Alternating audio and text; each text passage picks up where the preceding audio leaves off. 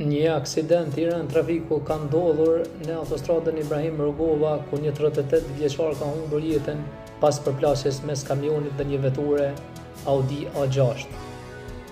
Burimet bëjnë me dije se viktima është Sherif Hoti, rreth 38 vjeç, nga Bradashi i Podujevës, i cili në momentin e aksidentit po drejtonte kamionin Mercedes. Aksidentin ka ndodhur me 26 gusht rreth orës 20:25 minuta në kilometrin e 29 të autostradës në drejtim të Gjergjisë Vermic.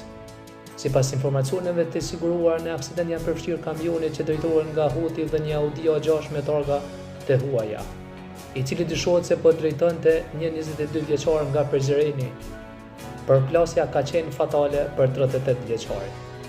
Në vendngjarje kanë ndërritur ekipet emergjente, por Hoti nuk ka arritur të mbijetoj lëndimeve. Vdekja e tij është konstatuar në vend nga mjeku i QMF-s Suareg. Ngushëllim e familjes.